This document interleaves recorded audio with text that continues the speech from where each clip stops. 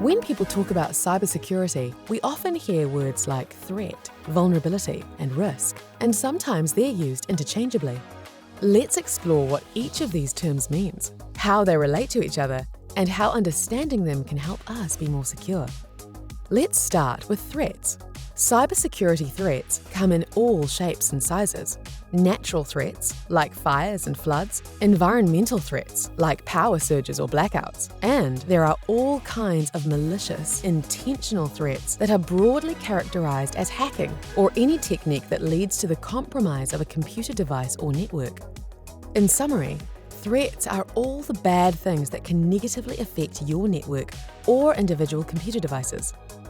Now, what about vulnerabilities? Vulnerabilities are the weaknesses that threats can exploit.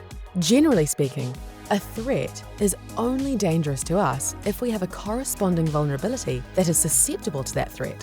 Cybersecurity professionals need to have a good understanding of both the threats they face as well as the vulnerabilities that exist in their network environment. To understand these, they conduct detailed threat and vulnerability assessments. The end goal of all of this is to reduce our risk of compromise.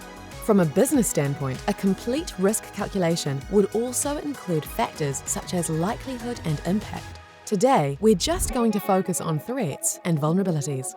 You can think of your network like the popular game Battleship. Threats would be like your friend who was trying to sink your ships by calling out different coordinates. B7, hit! Vulnerabilities would be like the ships that you placed around your board. If you remember, some were larger than others, and the larger ones were always easier to find and sink. So, how do we reduce risk?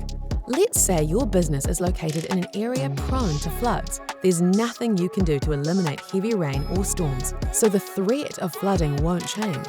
But you can reduce your vulnerability to the threat of flooding by moving your computer servers from the basement to a higher floor.